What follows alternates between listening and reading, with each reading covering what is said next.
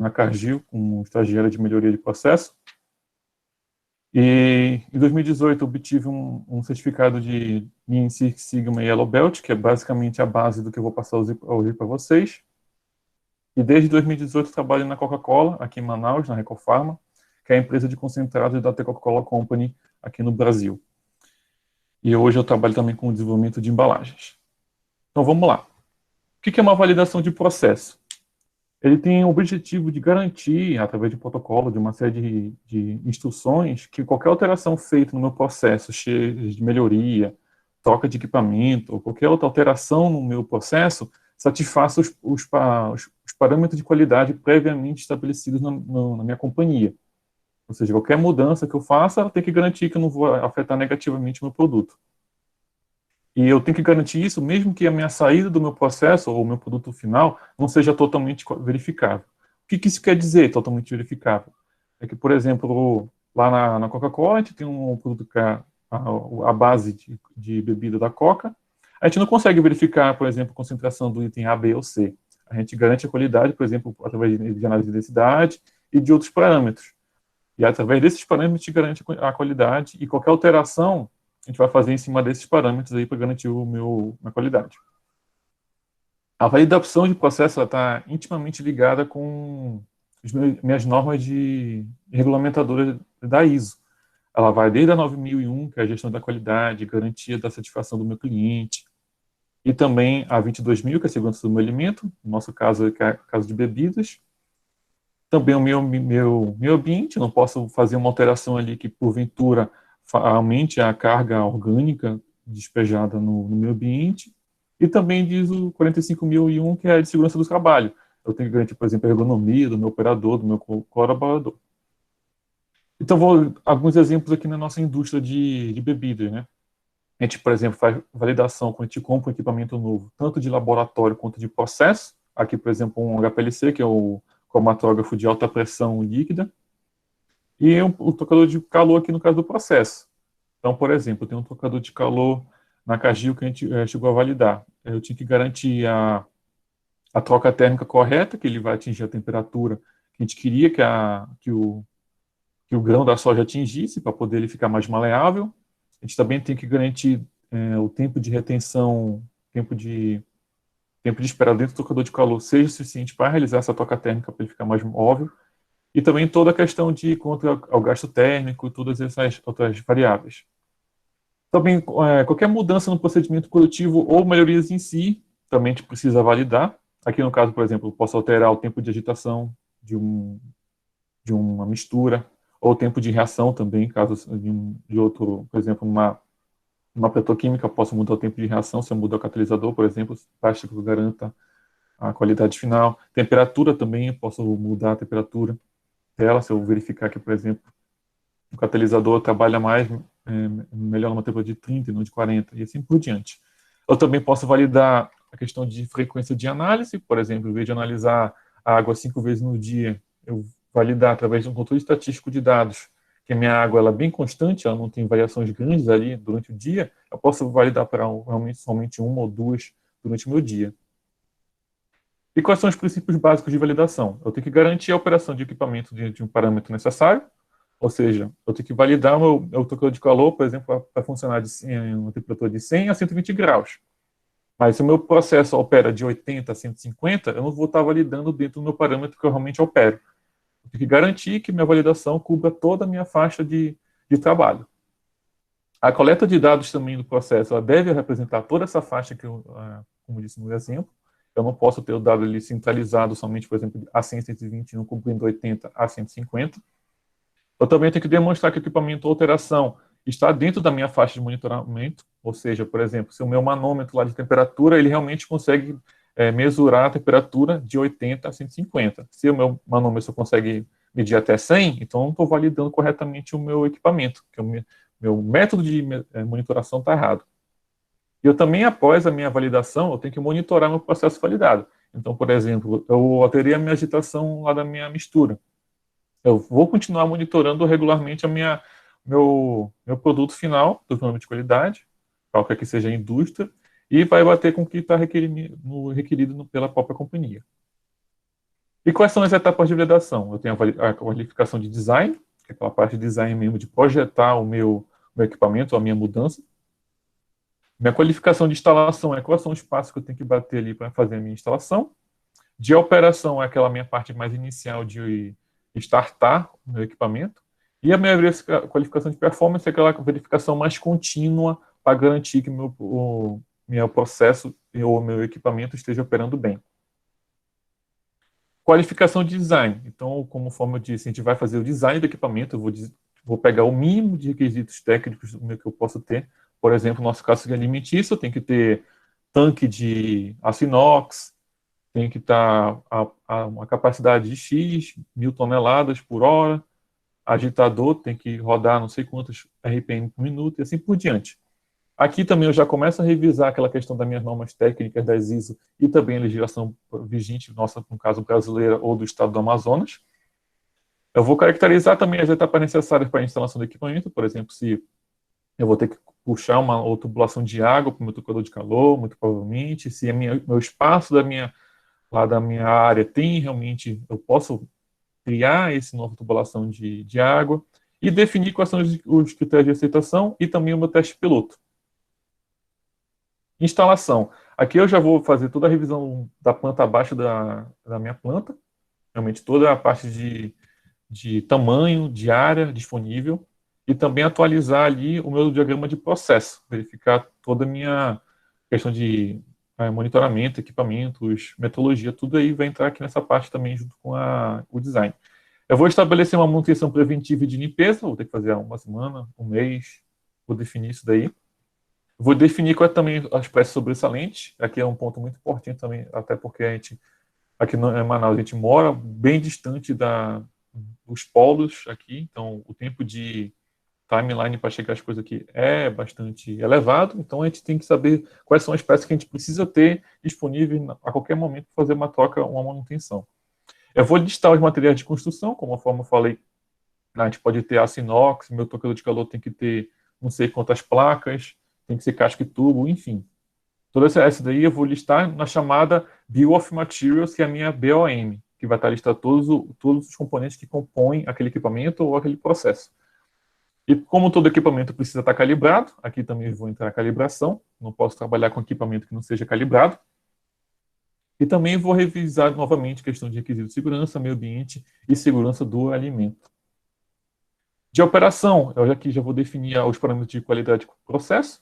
Isso pode vir cascateado tanto do meu, por exemplo, aqui na Coca-Cola aqui de Manaus, e vindo de Atlanta, os parâmetros de controle de processo. Então, a Atlanta vem lá dizendo que o processo da Coca tem que dar tanto de densidade, tem que dar tanto disso, tanto daquilo, e a gente vai monitorar isso daí durante a nossa operação. Eu também já vou entrar com treinamento de pessoal local da minha operação, já faço um teste em loco dentro da companhia, dependendo do meu equipamento, por exemplo, tocador de calor, eu não vou fazer aquele teste durante o design dentro da companhia, porque eu teria que trazer o equipamento para cá, para depois mandar de volta, caso algum problema ocorresse de volta para o fornecedor, então isso gera muito trabalho e também questão de gastos com frete. E aqui também eu vou definir os critérios de aceitação do meu teste, o que ele precisa atender para poder qualificar ele na minha operação. A minha qualificação de performance, ela já vai definir os testes a ser conduzidos, quais são os parâmetros que eu vou ter que monitorar. Aqui já vai entrar a questão de repetibilidade e capabilidade de processo. A gente vai entrar um pouquinho depois mais em detalhes com a questão do capabilidade de processo, questão de CP e CPK. Estudo estatístico e ferramenta de qualidade também. Aqui já vai entrar meu CEP no meu estudo estatístico, e ferramenta de qualidade vai entrar PDCA, 5 porquês, ou até o ciclo DMEC ali do meu Lean Manufacturing. E também, novamente, eu vou definir os critérios de aceitação. Então, para cada etapa daquela de qualificação, eu vou definir uma série de critérios de aceitação para a gente poder mover para a próxima fase. Quais são umas definições importantes que a gente tem que definir antes de entrar no controle estatístico de processo? A gente tem que definir população em amostra, a principal diferença de população em amostra, né? A população vai ser o meu todo ali, e a minha amostra ela deve representar aquele meu todo. Então, conforme eu estava dizendo naquela questão da validação, que a gente tem que garantir que eu estou trabalhando toda a minha faixa de operação, então a minha amostragem também tem que representar isso daí. A gente também vai falar sobre distribuição normal ou distribuição de Gauss, que está muito correlada com a questão do controle estatístico.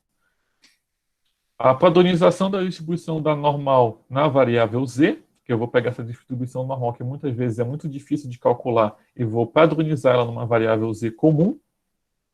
E de acordo com o teorema central de limites, eu, quando faço uma padronização, ela garante ainda que essa minha distribuição normal, mesmo fazendo uma alteração para outra variável como a z, eu vou garantir que ela continue sendo uma distribuição normal. A gente também vai entrar um pouquinho em detalhes sobre a questão simples de média, amplitude, desvio padrão, e também ponto de controle e especificação. Então, população e amostra. Como estava comentando anteriormente, a minha população é meu todo e minha amostra vai captar as informações desse meu todo. E eu tenho que garantir que essa minha amostra ela vai realmente captar tudo aquilo que está acontecendo durante o meu processo habitual. Ou seja, por exemplo, eu tenho mais de um turno na produção, então eu tenho que fazer provavelmente coletas em todos os meus turnos de produção. E variando também os meus operadores, para garantir maior variabilidade das minhas amostras e garantir que eu não vou estar somente estudando um operador em um turno, em um horário só. Então, também entra aquela questão de fornecedor, de produto, quando eu tenho, por exemplo, ingredientes diferentes com mais de um fornecedor, então é bom também fazer uma amostragem coletando esses diferentes fornecedores ou produtos também.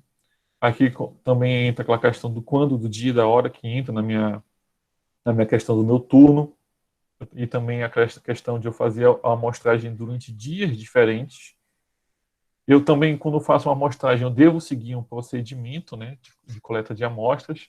Esse é um ponto muito importante que eu também eu não posso ficar só limitado a um procedimento pré-determinado, mas esse procedimento deve garantir toda a coleta de amostra que cubra todos esses cenários que eu estou comentando com vocês. E também entra a questão do onde, quando tem uma fábrica que tem mais de uma linha de produção, então eu tenho que também cobrir ali todas as minhas linhas de produção, também para garantir a minha variabilidade das minhas amostras. Por exemplo, naquela questão da agitação que eu estava comentando com vocês, nós temos vários tanques de produção, então a gente faz uma amostra em vários tanques, em várias produções, em dias diferentes, utilizando um procedimento já determinado. Quais são alguns erros comuns em coletar dados? Por exemplo, eu posso coletar dados de uma maneira tendenciosa, eu tenho um dado que deu fora e simplesmente vou descartar esse dado e não vou fazer uma investigação por que esse dado está fora. Muitas vezes o dado está fora porque houve um erro, por exemplo, de limpeza errada, ficou água na tubulação e a tonicidade saiu da especificação. Então, por exemplo, é um resultado muito fácil de ser justificado por que deu fora. Então, isso sempre é bom fazer uma investigação para determinar realmente qual foi a causa que deu do meu erro, do meu dado estar fora de especificação. Lembrando que um dado fora não necessariamente invalida o teu estudo ou tua validação. A mudança de processo também ela vai impactar minha coleta de dados. Se eu faço uma coleta de dados depois que ocorrer uma mudança, talvez eu não faça cobrir todo o meu cenário ali. Ou, por exemplo, a minha mudança ocorreu em uma linha, mas nas demais não ocorreu. Então, tudo eu tenho que garantir que eu vou estar cobrindo dentro do meu cronograma de amostragem. Outro também ponto importante é aquela questão de poucos dados ou evitar trabalho. Por exemplo, eu recebo 30 bags, aqui os big bags aí na foto na direita, né? Pretos, 30 bags de açúcar. Aí são 30 bags, eu tenho que abrir 30 por cada um. Eu poderia justamente só pegar 30 vezes o primeiro bag. Mas aí eu não estaria cobrindo toda a minha faixa ali de utilização que eu deveria estar cobrindo durante a minha validação. E também a padrão e estrutura da coleta. Se a minha padrão e estrutura da coleta estiver tendenciosa, eu não vou estar coletando os dados referentes a todo o meu processo. Aqui é a distribuição normal, né, conforme eu comentei com vocês. É a distribuição de Gauss, que era um matemático alemão já de bastante renome. Então, o que é uma distribuição normal? Ela é uma curva que ela é isométrica no eixo Y, ela não chega a tocar no eixo X, e ele tem dois pontos de flexão aqui, como está na figura, a sigma de distância. O sigma é o desvio padrão da minha população ou da minha amostragem que ali eu tirei da minha população. E um ponto importante aqui que eu quero que vocês prestem atenção é que essa função da distribuição normal, ela é complexa. Eu vou ter exponencial elevado a uma potência que está no radical, então é uma equação que não é muito fácil de resolver sem ser por métodos computacionais. Então, no caso, o que acontece aqui? Se eu, por exemplo, eu tenho uma distribuição normal da minha amostragem lá, por exemplo, da minha enchedora de bombonas na Coca-Cola, que deveria estar pesando 20, que é meu target, está pesando entre 18 e 22, vamos dizer. Aí eu quero saber qual a porcentagem, qual a probabilidade da minha bombona estar saindo com peso abaixo de 19. Aí eu venho aqui na minha distribuição normal, faço a minha integração abaixo da minha curva para obter esse valor de porcentagem e vou aplicar uma integral nessa função. Conforme eu estou explicando para vocês, essa integração não é muito fácil de resolver, até mesmo no Minitab. Então, o que a gente acontece? Aqui é um exemplo de a gente fazendo o cálculo, né? A gente, por exemplo, tem um desvio padrão de 3 e o valor de menor que 15 aqui no caso. Então, o jeito mais fácil de eu fazer isso aqui é aplicar a média e o desvio padrão da minha população em cima dessa equação. Aí entra a minha variável de padronização Z. Ou seja, eu vou pegar cada ponto da minha população ou da minha amostragem da minha população que eu fiz e vou subtrair da minha média, que é esse 1000, esse U diferenciado aí, e dividir pelo meu desvio padrão da minha população, da minha amostragem. Isso vai trazer a minha curva normal centralizada no zero, com uma amplitude ali, aquele sigma, de 1. E aí, eu já, com utilização de tabelas de padronização Z que a gente tem, isso daí tabelado, a gente consegue facilmente determinar a porcentagem naquele exemplo anterior. Quais são os cálculos básicos aqui que a gente trabalha com o cálculo estatístico de processo? O primeiro é a média, conforme eu estava falando com vocês, que é aquele 1000, aquele Uzinho. Média muito fácil, eu vou somente somar todos os minhas amostras, o valor numérico delas, dividir pelo N, que é a quantidade que eu tenho dela. A amplitude, eu vou pegar um grupo. Geralmente, a amplitude, quando a gente faz controle estatístico de processo, depois quando for passar para vocês, a gente pega em subgrupo de 2, a gente pega de 2 em 2. Mas aqui no caso, a gente fez uma amostragem de 2 até 2, 6, 3 e até chegar no 11 ali, variável. A gente basicamente pega o máximo e o mínimo e subtrai. Essa vai ser a minha amplitude. O meu desvio padrão, eu vou pegar a minha população, eu vou pegar cada indivíduo ali numérico e subtrair da minha média. Fazer o somatório, fazer a raiz quadrada disso e fazer o N menos 1. É por isso que, quando maior a minha população, maior o meu N, menor vai ser o meu desvio padrão também da minha população. Ponto de especificação e ponto de controle. Ponto de especificação é aquele valor determinado por uma entidade superior. Por exemplo, a minha central de pesquisa P&D, ou até a central da companhia, por exemplo, como estava comentando com vocês, que é a Atlanta, no meu caso. Aqui também entra por exemplo, legislações ambientais de concentração de qualquer que seja o produto ali tóxico para o meio ambiente, que também pode determinar ali o ponto máximo. Geralmente, nesses casos, ele só determina o ponto máximo e não vai determinar o ponto mínimo. E o ponto de controle é um valor determinado através da carta de controle que a gente faz com os nossos dados. Eu vou explicar isso aqui com um pouquinho mais calma em seguida. E o que é o controle estatístico de processo? O objetivo do controle estatístico de processo é eu pegar o meu processo, que tem uma variabilidade nele, intrínseca ali nele, que todo processo ele tem uma variabilidade, ele não consegue dar aquele mesmo output todo dia, toda hora. Então, o objetivo do CEP, o controle estatístico, é justamente diminuir essa variabilidade para eu diminuir aquela curva normal. Aquela curva normal, quanto maior é o sigma, mais longa ela fica, e não é o ideal quando a gente for passar um pouquinho para a capacidade de processo.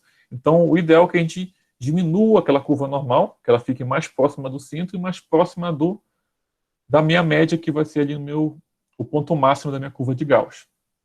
Quais são os benefícios do meu controle estatístico? bom, já que eu vou estar diminuindo a minha variabilidade de processo, eu vou estar diminuindo defeitos, perdas, e eu vou estar aumentando a minha produtividade em geral e também rentabilidade, porque eu não vou estar gerando retrabalhos ali. Eu também vou atuar de uma forma efetiva e ágil nas causas especiais, que eu vou explicar um pouquinho mais com calma mais à frente.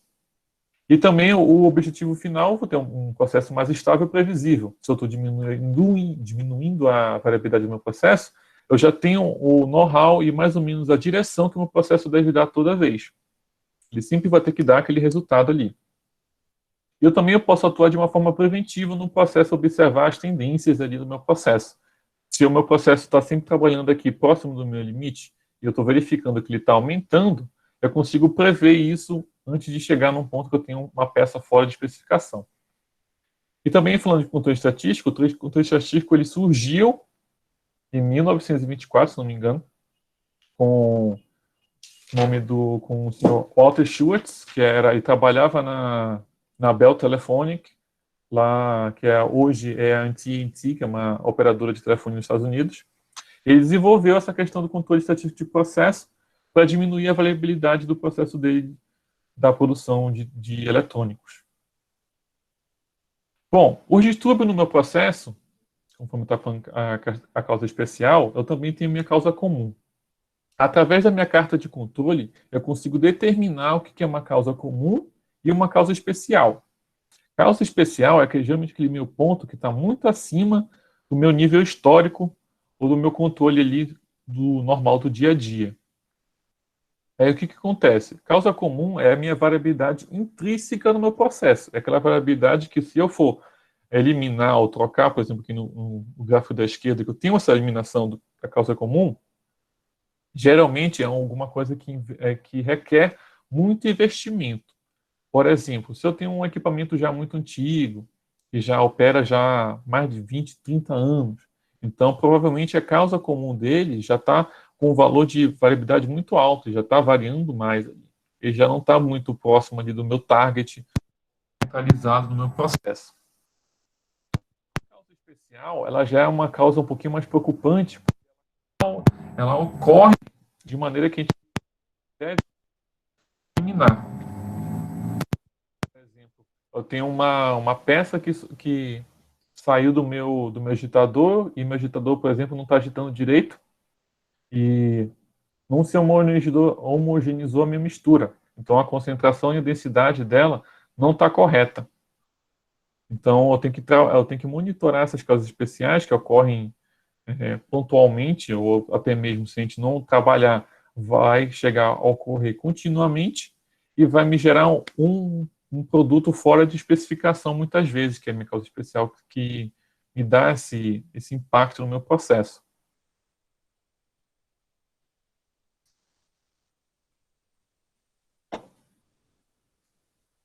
Aí, falando de processo sob controle e processo fora de controle, o que acontece? Conforme eu estava conversando com vocês, a minha distribuição normal, ela vai ilustrar como é que está o meu processo, com os dados que a gente coleta do nosso monitoramento. Então, por exemplo, eu tenho o meu limite de controle estabelecido pelo processo e tenho o meu limite de especificação. Em geral, o meu limite de controle ele deve estar dentro do meu limite de especificação, porque ele é o meu limite de controle que é justamente para evitar que eu tenha um produto fora de especificação. Então, idealmente, é um controle que esteja bem mais curto que o meu de especificação, que evite qualquer produto defeituoso que saia para o meu cliente e possa me gerar recall ou qualquer outro problema desse na indústria. Então, por exemplo, minha curva normal aqui desses 3 primeiros gráficos aqui abaixo, ele dá para perceber que o primeiro gráfico ele tem uma variabilidade muito grande, porque a distribuição normal é larga. Ela tem um desvio padrão muito alto. Quando você já passa para o segundo, ele já tem uma melhor variabilidade de processo ali, que a minha curva normal ela já se achatou mais. E quando eu vou subindo a figura, eu consigo visualizar que o meu processo ele tende a ficar sob controle, ou seja, o meu target da minha distribuição normal está correlata com o que eu estou querendo que ela consiga. Então, por exemplo, lá no meu exemplo da minha bombona de 20 quilos, meu processo está mandando na enchedura lá a bombona de 20 quilos. Eu não estou vendendo produto com bombona a 21 quilos nem a 19. A 19 quilos, por exemplo, eu estaria vendendo menos para o meu cliente, no mesmo preço. Meu cliente provavelmente ia desconfiar, principalmente no caso desse de 1 quilo de produto fora. Então, ia gerar uma reclamação, ia gerar todo um processo de qualidade de investigação que não é desejável para a gente. E também, se eu fosse encher a 21 quilos, o meu cliente ia ficar feliz, mas eu ia estar vendendo um produto mais barato com a quantidade de produto que eu tenho lá nele. Então, por isso que é sempre ideal trabalhar com o meu processo com uma variedade bem pequena, que ali eu consiga controlar melhor, eu tenho uma visibilidade do meu processo e eu evito qualquer problema de desvio ou de produto defeituoso que seja enviado para o meu cliente. Bom, as cartas de controle, elas surgem com uma ferramenta fundamental no meu controle estatístico de processo para eu trabalhar nas minhas causas comuns e nas minhas causas especiais. E através da minha carta de controle é que eu vou diferenciar essas duas formas de variações que ocorrem ali no meu processo. E conforme eu comentei, a causa especial é aquele ponto que geralmente é acima da minha especificação, ele ocorreu por algum problema de processo ou alguma coisa que ocorreu ali que não estava prevista, que não é natural do processo que ocorra, como a variabilidade normal que ele tem ali. Então, através da minha carta de controle, eu consigo visualizar esses tipos de desvios e eu consigo definir aonde que eu vou trabalhar para ter um melhor retorno. Então, conforme disse, a carta de controle vai me mostrar umas evidências que o meu processo esteja operando em controle estatístico ali, e para evitar a presença de causas especiais e também para identificá-las. Aí também vai apresentar informações que são utilizadas para a tomada de ação gerencial. Meu corpo gerencial ali ele pode utilizar minha carta de controle ali para verificar um investimento numa nova máquina. Já está vendo que ali já faz anos que o meu controle estatístico está aumentando a minha variabilidade. Junta isso com dados, por exemplo, de manutenção, aumento de manutenção na minha máquina. Então, isso justifica um investimento maior para a minha troca da minha máquina para eliminar essas causas comuns. Isso também está muito correlato com a questão do nosso PDCA, né? A gente vai planejar a minha mudança, vai fazer a mudança, vai trabalhar nela e vai fazer o controle sobre o meu CEP. Listando um pouquinho mais os benefícios de uso que as cartas de controle trazem para a gente, elas vão evitar qualquer defeito de um produto. Idealmente, eu já vou conseguir produzir corretamente desde o início. Isso é um pouquinho mais difícil, porque geralmente eu não tenho uma especificação para um produto que seja novo, geralmente. Eu posso fazer, eu geralmente preciso de um histórico ali do meu produto para ter uma ideia qual é realmente a minha faixa de controle dele. Eu também tenho a redução do desperdício e aumento da produtividade, conforme estava comentando, que a gente reduz a produtos defeituosos, reduz questão de retrabalho, e se eu reduzo o retrabalho, eu tenho mais tempo para produzir realmente produtos que estão dentro da minha especificação. Se eu aumento a minha produtividade, eu diminuo qualquer tempo com perdas ali de produção, eu consigo atender meu cliente mais rápido. Ele, por exemplo, se meu cliente pedir um produto que não estava listado na minha programação, eu consigo atender ele com mais rapidez. Isso também melhora todo o nosso ciclo ali de produção com o nosso cliente. Todo o relacionamento com ele fica mais leve, mais saudável. Qualquer variação de demanda que o meu cliente possa ter, eu consigo ali comportar melhor. Eu melhoro também o conhecimento do meu processo e a capabilidade dele. Eu trabalho ali na minha melhoria contínua. Eu começo trabalhando com aquelas minhas causas especiais que ocorrem mais pontualmente e depois, com o tempo também, se vale o investimento, eu já consigo trabalhar também nas minhas causas comuns. Eu também vou melhorar a minha satisfação dos meus funcionários, porque eu garanto para vocês que retrabalho é uma coisa estressante. A gente não está gerando realmente capital nem vendendo nada, a gente só está trabalhando numa coisa que deveria estar funcionando corretamente.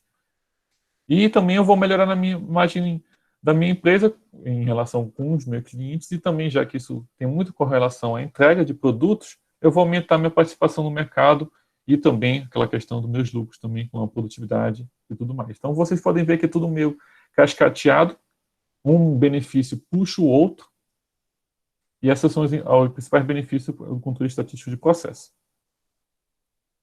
Agora, sobre cartas de controle.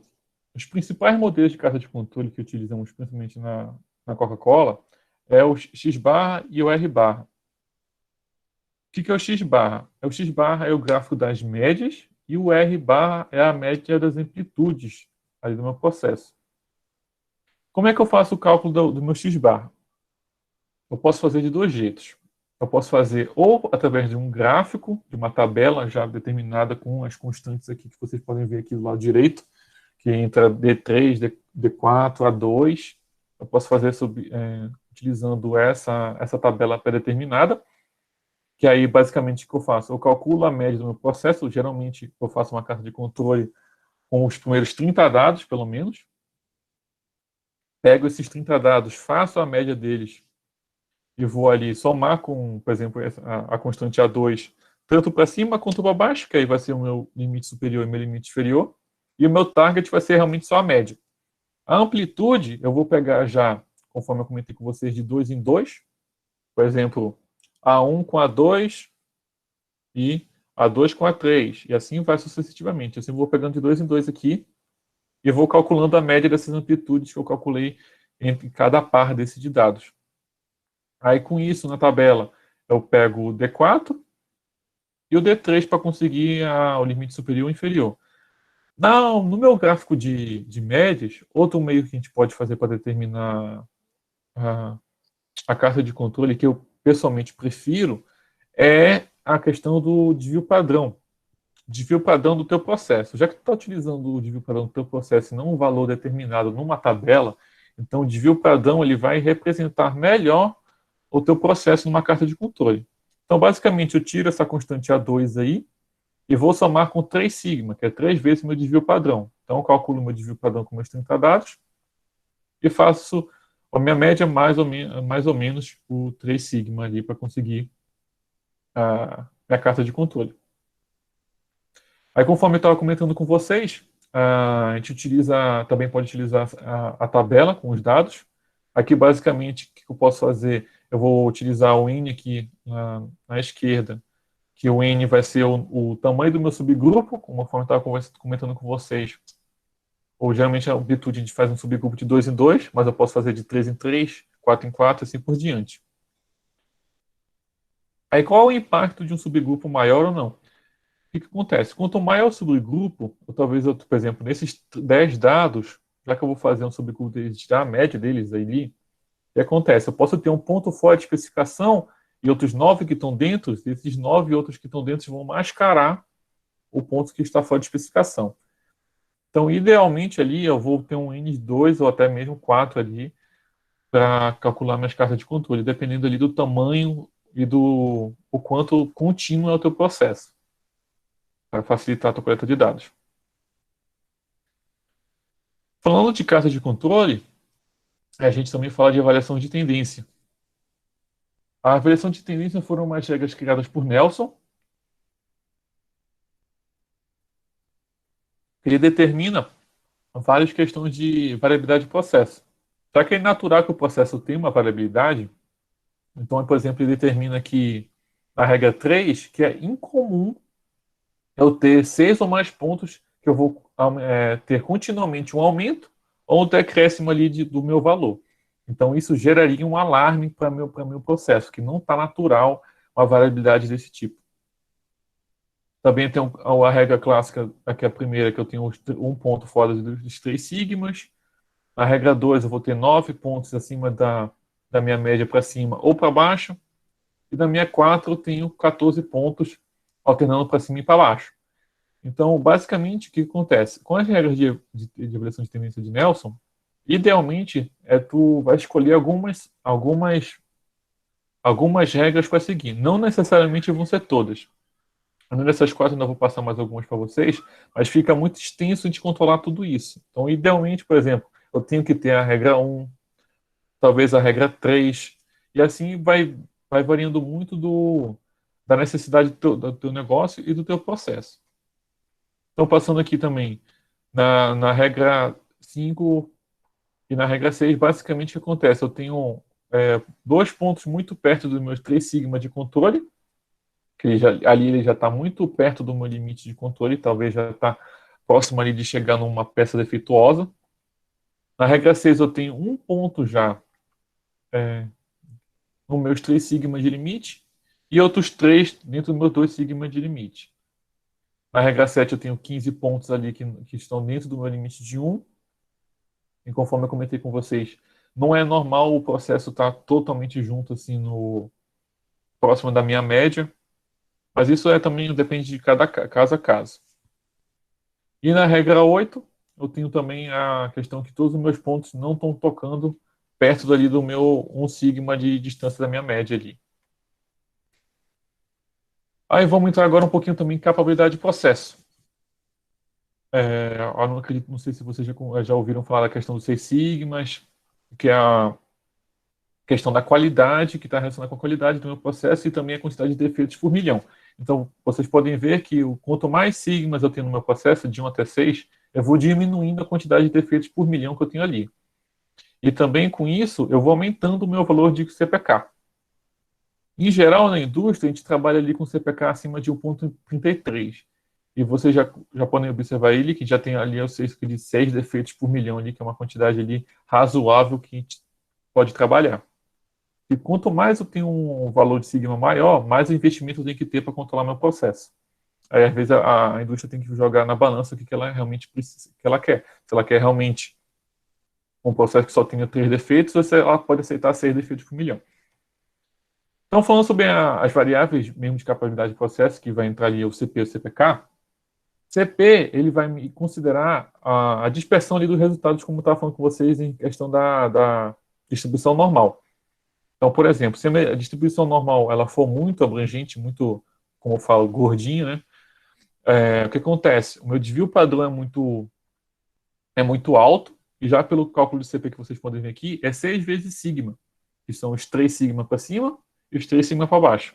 Então, quanto maior é meu desvio padrão, menor vai ser meu CP. Então, ali eu já sei que a minha distribuição normal ela está bem alongada. O LSE e o LIE são os limites superior de especificação e limite inferior de especificação. O CPK ele é um pouquinho diferente. Ele vai pegar o mínimo ali entre o meu target e o meu limite superior, e o target e o limite inferior. Já que ele está bem no meio, ele vai dividir por 3 sigma. Qual é a vantagem, por exemplo, do CPK? O CPK ele vai me dizer se o meu processo está centralizado no target ou não.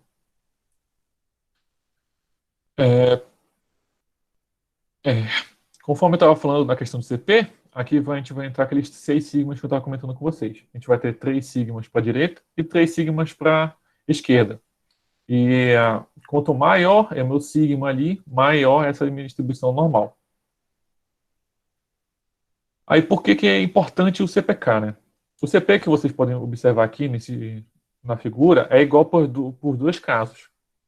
Mas no A, o meu processo está centralizado ali dentro dos meus limites de especificação. Ou seja, eu não estou tendo nenhum problema ali de peça defeituosa ou não. Mas quando eu já mudo para a figura B, o meu processo ele não está centralizado. Vamos dizer ali, a minha bombona que antes estava pesando 20 certinho dentro do meu target, está pesando agora 21. E junto com a minha variabilidade do meu processo que tem, eu já tenho o produto já pesando acima do 22 já. Já está fora do meu limite de especificação determinado. Então aí entra o meu CPK, que por mais que eu tenha um valor de CP bom, o CPK ele vai me dizer se realmente o meu processo está centralizado ou não. Isso que vai determinar e me ajudar a determinar se o meu produto está dentro da minha especificação. Então, conforme eu estava falando aqui com vocês, eu tenho um CPK aqui de -1.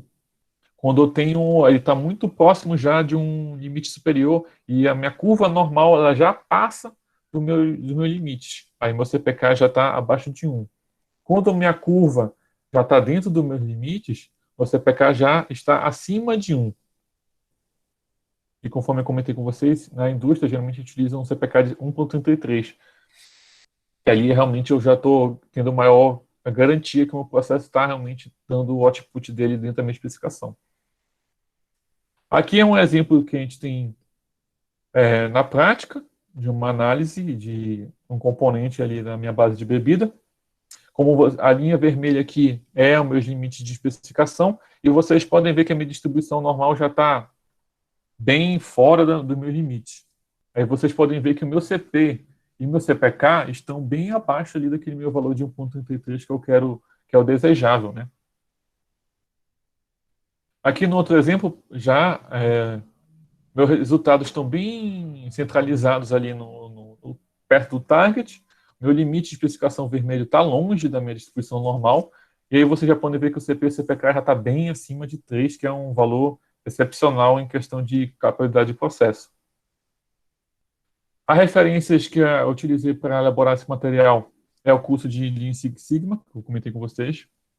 É um curso que está disponível no edX, que é uma plataforma gratuita que vocês podem gratuita, né? Que vocês podem estudar, se aprofundar mais, que tem muito material disso aqui nesse curso, porque realmente é só uma pincelada do todo, e é um curso que vocês podem observar gratuitamente e realmente só vai buscar ali o pagamento se vocês querem realmente certificado. E é isso. Obrigado.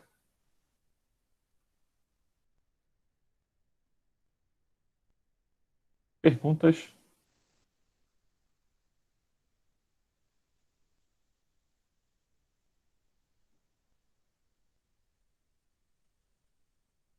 Há algum software para estudo de CEP? Sim, a gente utiliza o Minitab.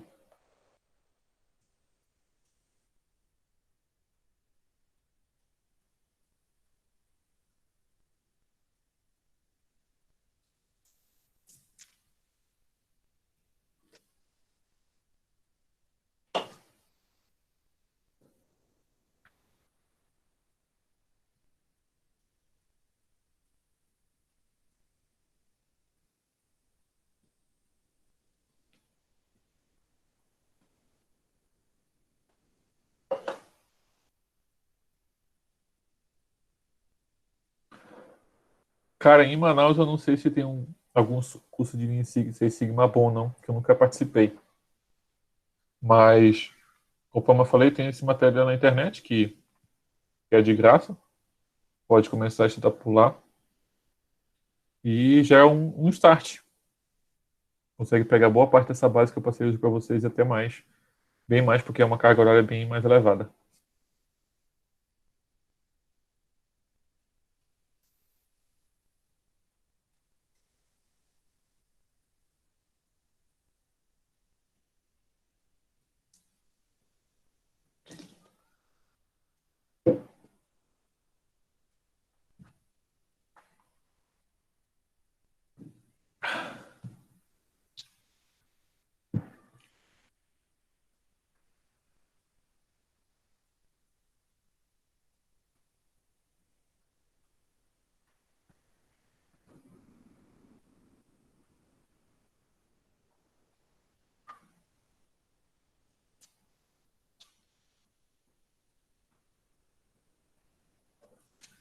Como eu escolho a variável que eu queria analisar? Isso depende muito do teu processo. Por exemplo, no nosso caso, que é base de bebida de concentrados, densidade é um parâmetro muito fundamental. Ele que vai garantir se teve uma homogenização correta do meu concentrado. Mas aí também muda muito de indústria para indústria. Por exemplo, na Cargill a gente trabalhava muito com o residual de óleo que ficava no meu grão de soja. Então eu tinha que garantir que aquele meu residual de soja, de óleo, estava realmente baixo, que garantia ali a minha extração do meu óleo. Porque quanto mais óleo eu fico ali no final da minha, da minha soja, menos eu estou extraindo. E o óleo é o meu principal produto de valor agregado.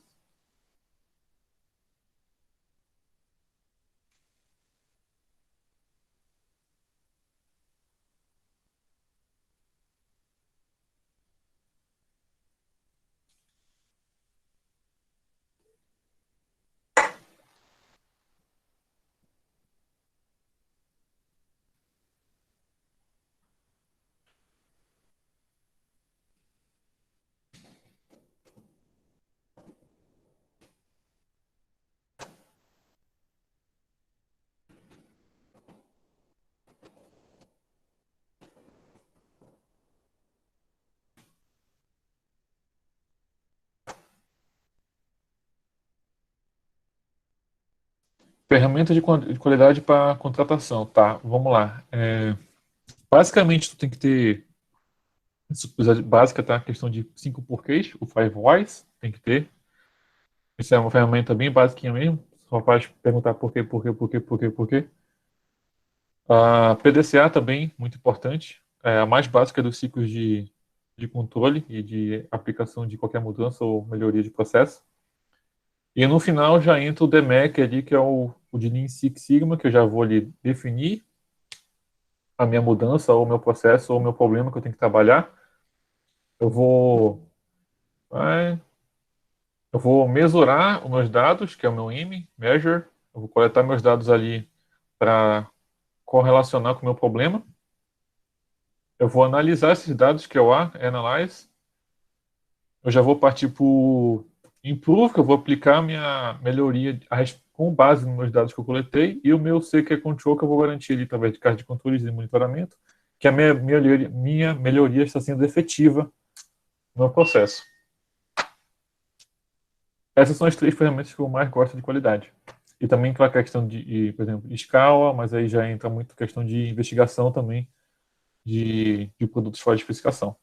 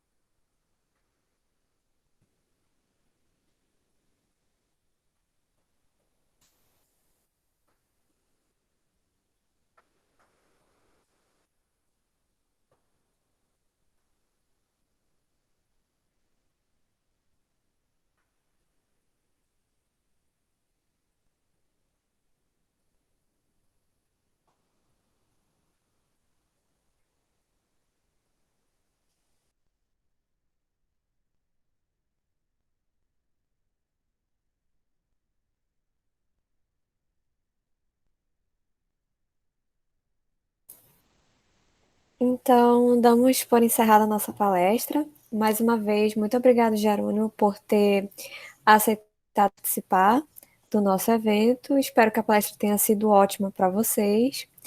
E é isso, pessoal. Boa noite. E se vocês forem para outras palestras, boas palestras também. Boa noite, obrigado.